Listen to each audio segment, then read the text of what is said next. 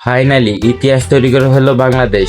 জীবনে প্রথমবার ইউরোপের কোনো দলের সাথে খেলে তারা জয় নিয়ে ফিরতে পারলো এবং সর্বপ্রথম ইউরোপের কোনো দলের সাথে খেললো।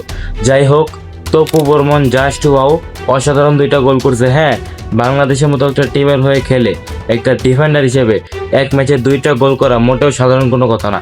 যাই হোক, হামজা চৌধুরী নিয়ে আর কি বলবো, মানে পুরা ম্যাচে যেখানেই দেখি শুধু হামজা আর হামজা। বাট এই যে সাদউদ্দিন, ফাহিম, সোহেল রানা, এদেরকে কিসের জন্য নামায় বুঝি না। এরা বাংলাদেশের স্কোয়াডে থাকার যোগ্যও না, বাট এরা প্রত্যেক ম্যাচে দেখা যাচ্ছে স্টার্টিং মানে জায়গা পেয়ে যাচ্ছে। এদেরকে বাদ দেওয়া দরকার, ঠিক আছে?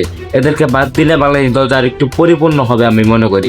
যাই হোক, তবু বর্মন জাস্ট ওয়াও খেলছে, অসাধারণ লাগছে। বাট ওইদিকে দাদারা 3 পিস খেয়ে বসে আছে। যাই হোক, আমাদের কিন্তু মোটামুটি একটা ঈদের আনন্দ লেগে গেছে। আপনারাও আনন্দ করেন এবং আমি আনন্দ করি। ভালো থাকবেন, সুস্থ থাকবেন। আল্লাহ হাফেজ।